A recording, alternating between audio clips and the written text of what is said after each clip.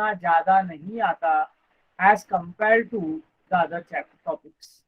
So we have done with 3 important cases. बाकी की चीजें रेगुलर है, ठीक है. जैसे रीवैल्यूएशन हो गया, न्यू प्रॉफिट शेयरिंग रेशियो हो गया, तुम्हारा एक्यूमुलेटेड प्रॉफिट लॉस हो गया, कैपिटल कंट्रीब्यूशन हो गया.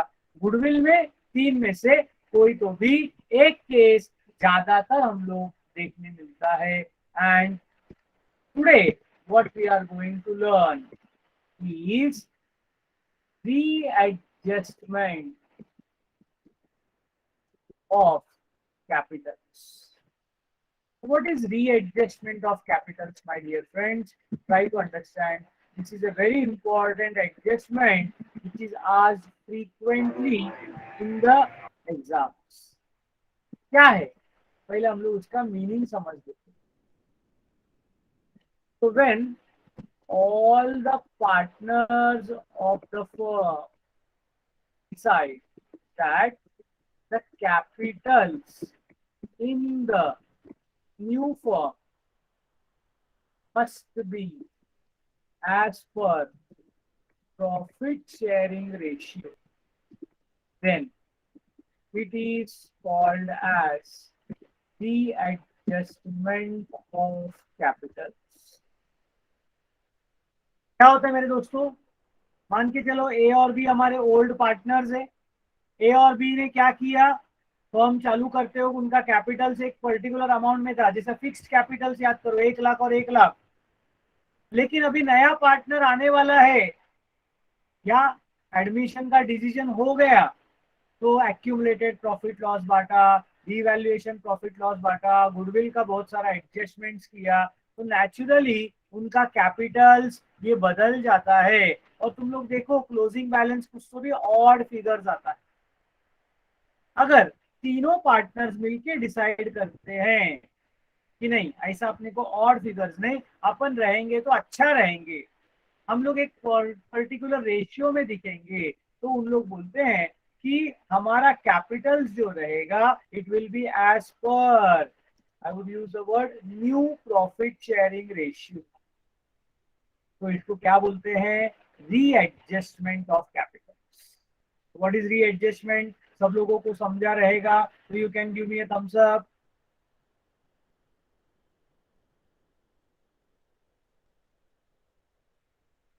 अब सवाल उठता है अगला कि सर ये कैसे करने का फिर. So for the purpose of readjustment of capitals, a new profit sharing ratio must be calculated first. अब जरूरत पड़ेगा, आज तक अपन ने याद करो न्यू रेशियो कैलकुलेट ही नहीं किया, इतना सारा क्वेश्चन सॉल्व कर लिया अपन ने, लेकिन न्यू रेशियो कैलकुलेट किया ही नहीं. अब करना पड़ेगा. Further, the new partner's capital, pay attention very carefully, will be taken as base and proportionate capitals of old partners will be calculated. दो काम करना है.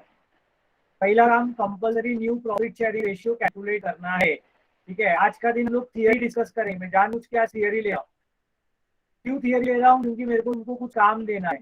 ये लिखना है आपको एक काम, और दूसरा काम न्यू रेशियो अपन ने एक बार लिखा था, याद है 5-6 एग्जाम्पल्स, वो आपको प्रैक्टिस करना है आज. क्योंकि कल आज अचानक आप न्यू रेशियो कैलकुलेट करने को बैठोगे ना तो याद नहीं आएगा. तो आपको थोड़ा आज टाइम निकाल कर वो पेज, वो एग्जाम्पल्स वापस एक बार सॉल्व करना है. देखकर हाँ मेरे को आता है करो मत लिखो. क्योंकि न्यू रेशियो के बेसिस के ऊपर हम लोग जो है आगे कैलकुलेशन करने वाले हैं. For example, if new profit sharing ratio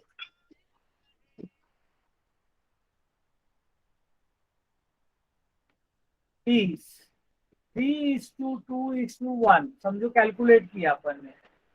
ठीक है, new profit sharing ratio of A, B and C It's 3:2:1 and Mr. C, नया पार्टनर जो है सी है, हमारे एग्जाम्पल कभी चेंज नहीं होगा, brings ₹16,000 as capital, then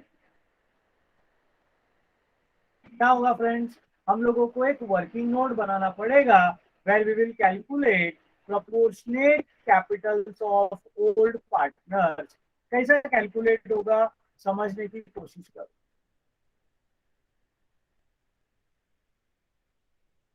ध्यान देना, हम लोग एक टेबल बनाएंगे, table is optional of course, मैं बना रहा हूं so that you can see it properly. Suppose our partners are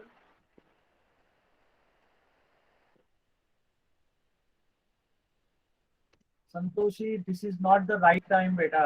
When you are learning, I tell many times, आप पढ़े लिखे हो ना, ये आपके बर्ताव से पता चलना चाहिए। मैं कुछ बहुत इंपॉर्टेंट सिखा रहा हूँ and you are asking such a off track question, ठीक है, this will disturb, you will not disturb my 1 minute, you are disturbing 140 students 1 minute or maybe 2 minutes or 5 minutes. Please try to control yourself. You can ask doubts, but when, that's very important, ठीक है, इसका अभी मेरे इसके साथ कुछ भी relevant नहीं है बेटा, please try to control yourself.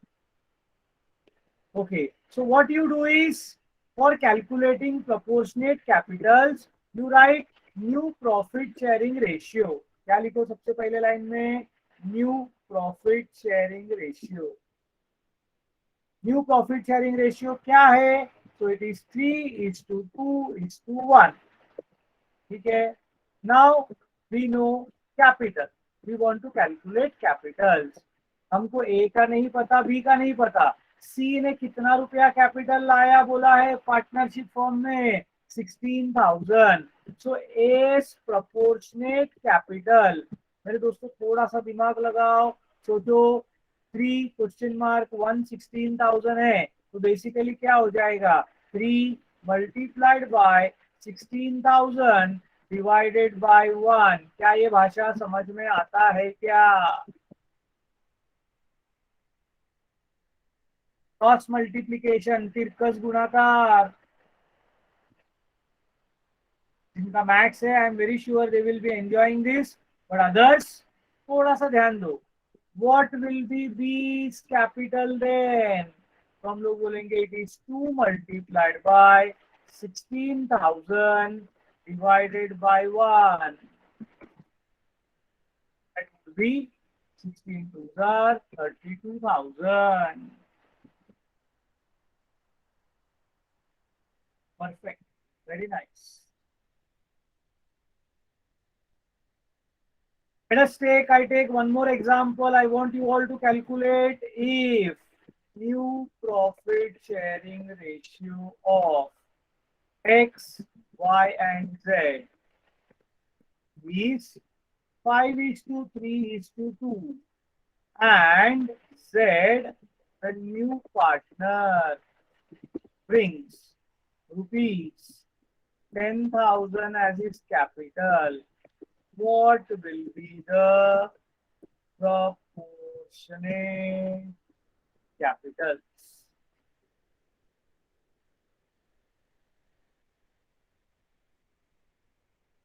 बताओ, आप लोग कैलकुलेट कर।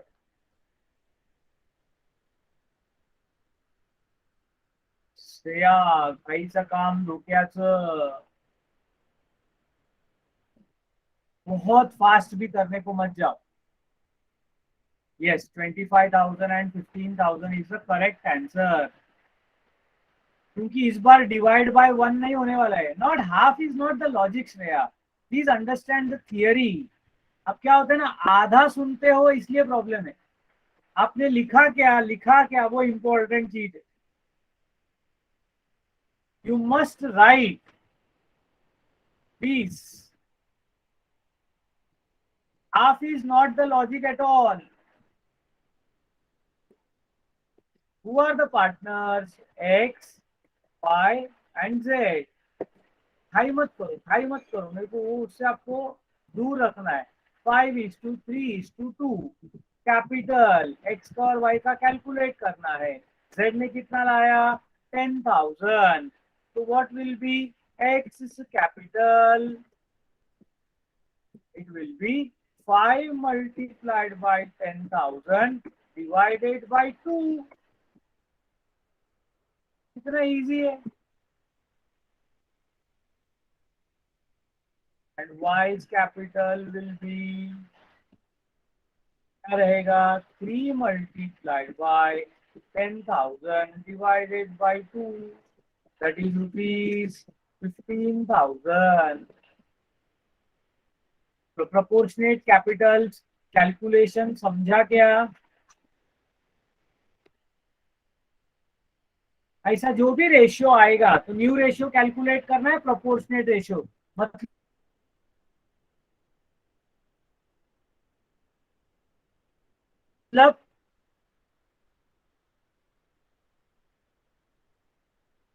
ये एडजस्टमेंट आया तो दो वर्किंग नोट बढ़ जाएगा, न्यू रेशियो और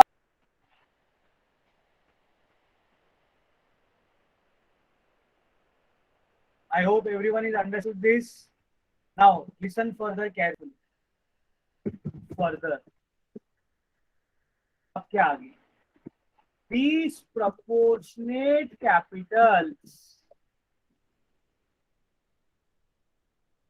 will become the closing capital in partner's capital account and will be shown on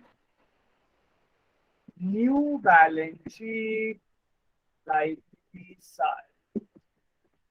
अभी हम लोगों को ये जो कैपिटल अपन ने कैलकुलेट किया 25,000, 15,000 और 10,000, ये प्रॉपर रेशियो में है। यही हमको चाहिए पार्टनर्स कैपिटल में, टू बैलेंस कैरीड फॉरवर्ड में, क्लोजिंग कैपिटल और बैलेंस शीट लाइबिलिटीज साइड में। अभी तो वो अपने को दिखेगा ना। इमेजिन करो मेरे दोस्तों, आपने क्लोजिंग लिखा, बैलेंस शीट में लिख दिए, यहां तक तो सब ठीक है। Now important thing, after closing revaluation account, profit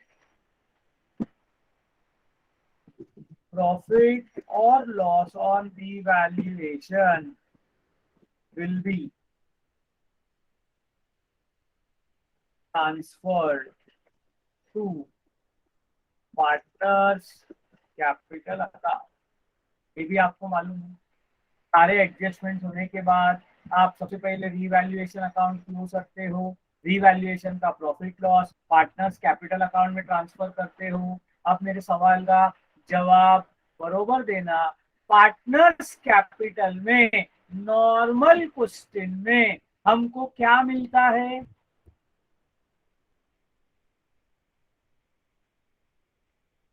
partners capital में नॉर्मल क्वेश्चन में हमको क्या मिलता है?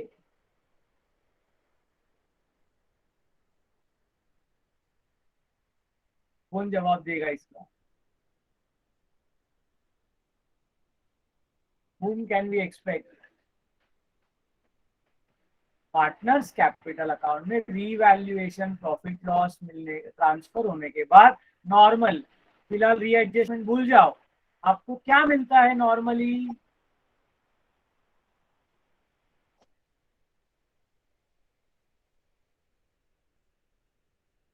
मैं एक वर्ड के लिए ढूंढ रहा हूँ, ठीक है, तुम लोग बोलना चाहते हो, समझ में आ गया। What is that balance carried forward called as?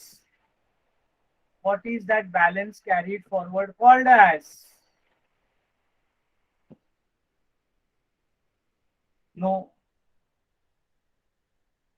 No, profit कैसे हो सकता है? It is called as closing capital, not the new capital. It is called as closing capital. Opening balance is called as opening capital. Closing balance is called as closing capital. मेरे बोलने के बाद बोल के क्या फायदा संतोष? अब प्रॉब्लम एरिया समझो कि अभी तो मैंने क्लोजिंग कैपिटल ऑलरेडी लिख दिया है, तो क्या मैं वापस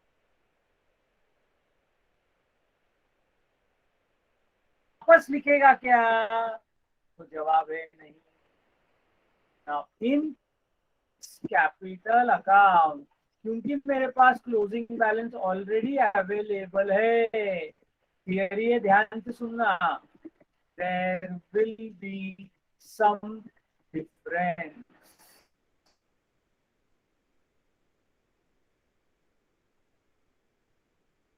there will be some difference.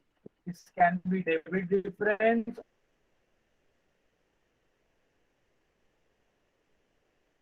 और क्रेडिट बैलेंस, कुछ भी हो सकता है।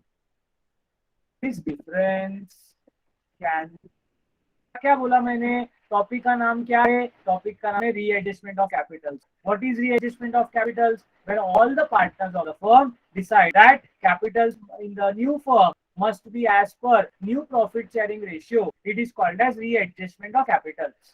रीएडजस्टमेंट करने के लिए क्या बोलता है? पहले न्यू प्रॉफिट शेयरिंग रेशियो चाहिए, और दूसरा उसको ध्यान में रखते हुए प्रोपोर्शनेट कैपिटल्स के बेसिस पर हम बाकी लोगों का, सॉरी, न्यू पार्टनर्स के कैपिटल को ध्यान में रखते हुए बाकी लोगों का प्रोपोर्शनेट कैपिटल्स कैलकुलेट करेंगे। एग्जाम्पल मैंने बता दिया। फिर क्या बोला मैंने? ये प्रोपोर्शनेट कैपिटल पार्टनर्स कैपिटल का क्लोजिंग बैलेंस और बैलेंस शीट लाइबिलिटीज में लिखेंगे। यहाँ तक सब ठीक था। अब मैं बोल रहा हूँ कि पार्टनर्स कैपिटल अकाउंट, अभी मेरे पास क्योंकि कैपिटल ऑलरेडी है तो मैं और कैपिटल नहीं लिख सकता, तो मैं उसको बोलूंगा there will be some difference in each of the partner account. ये डिफरेंस को तीन तरीके से एडजस्ट कर सकते हैं। कैसे एडजस्ट कर सकते हैं? तो बोलते हैं through loan account. Attention carefully, word ध्यान रखो। थ्रू करंट अकाउंट और थ्रू कैश और बैंक अकाउंट। क्या मीनिंग है सर इसका? हमको नहीं समझ में आ रहा, थोड़ा सा सब्र कर। पहले एग्जाम्पल में मैंने बोला था कैपिटल आया 48,000, 32,000, 16,000। Let us take this example. Everyone pay attention carefully. I am just preparing a partners capital account. This is very much hypothetical. मैं इमेजिनरी अकाउंट बना रहा हूं। मेरे तीन पार्टनर्स है, A B and C. Particulars A B C, particulars A, B and C.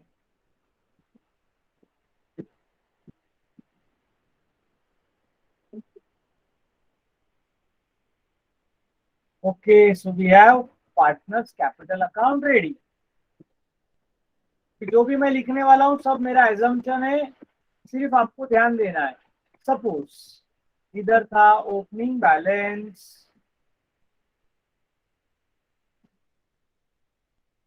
ए का 50,000, B का 40,000, सी तो नहीं था। इनके पास जनरल रिजर्व था, मान के चलो 25,000।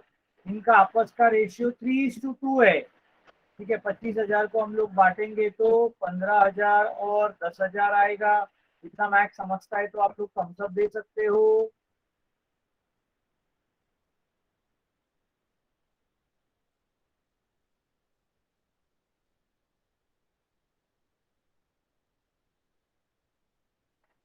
पंद्रह हजार को 3:2 में बांटा मैंने, 25,000 तो 15,000 और 10,000 आए, और रिवैल्यूएशन का प्रॉफिट आया समझ के चलो 5,000।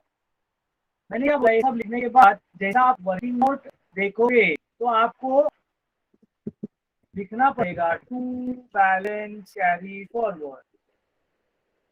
हमने कैलकुलेट करके रखा कितना आना चाहिए था इनका कैपिटल, 48,000, 32,000 एंड 16,000। करेक्ट है मेरे दोस्तों? एक चीज और मैं भूल गया, यहाँ पर आना चाहिए। मान के चलो बाय गुडविल, 20,000 रुपया उसने गुडविल के लिए लाया, 20,000 फॉर गुडविल। 20,000 को 3:2 में अगर बांटता हूँ तो 12,000 और 8,000 आएगा।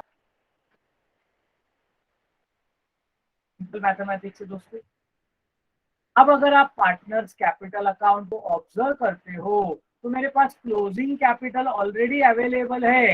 ए का कॉलम देखेंगे 50 + 15 65 67 77, क्रेडिट का टोटल 80,000 है और डेबिट में ऑलरेडी 48,000 है। मतलब there is a difference of 32,000। B का देखेंगे 40 50 और 10 60,000 है। 60 में से 24,000 अगर गया, सॉरी 32,000 अगर गया तो वहां पर बचेगा 28,000। तो ऑब्वियसली सी का कैपिटल आया है, सी का कैपिटल आया है तो उसमें लिखा रहेगा by bank 16,000।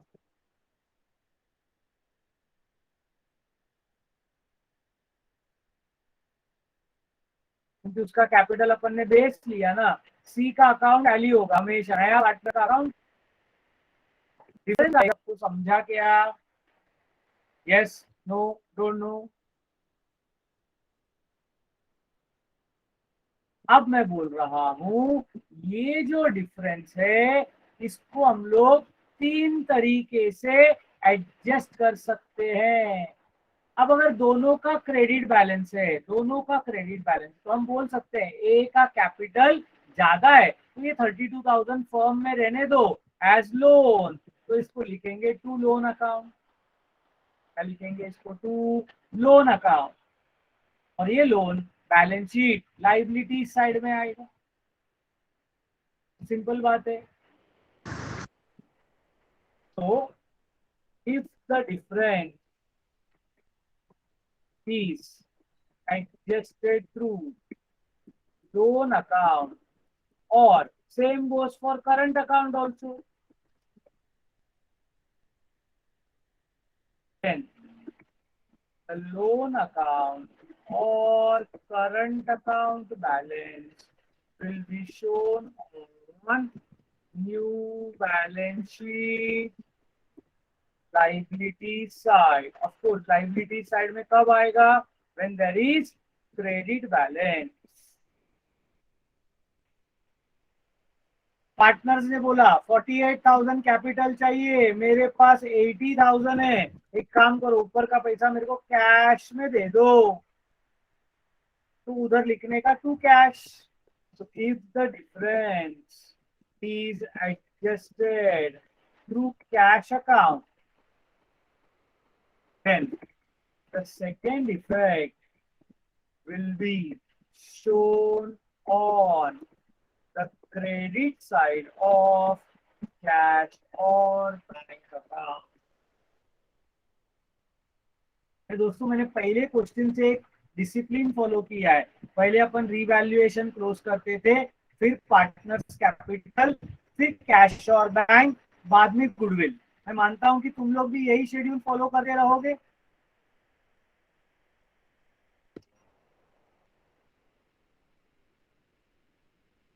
Audio is not proper. Is everybody facing that problem of audio?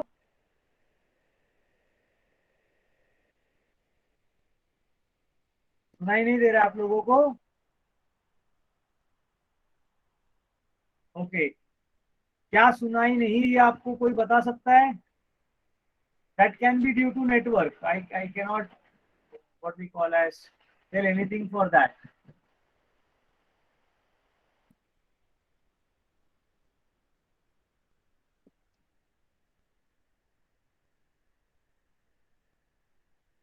अभी दे रहा है, okay fine.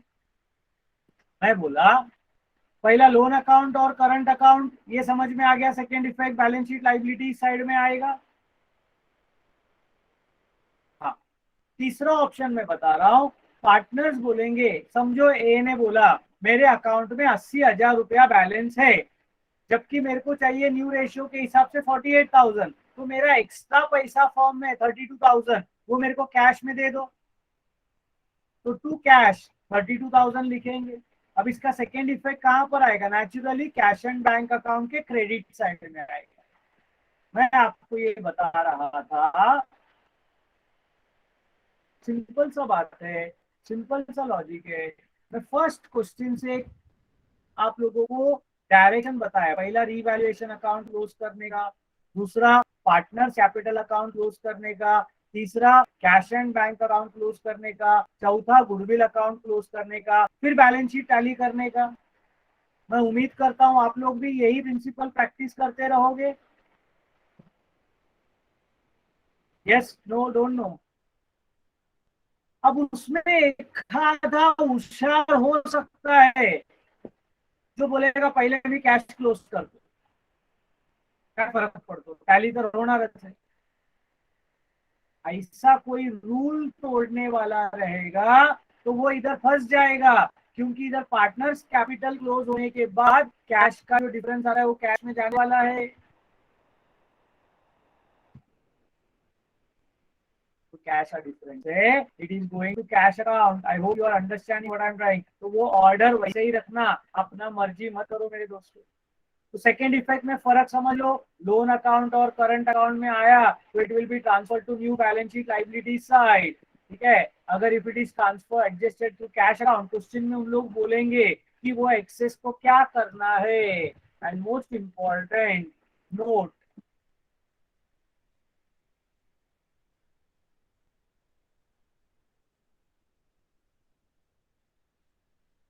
If the question is silent, कुछ नहीं बोला है, सिर्फ बोला है कि हमको कैपिटल रीएडजस्ट करना है, then the difference must be adjusted through current account. काहीच नाही बोललं तर you always have to use the difference is to be adjusted through which account? Through the current account.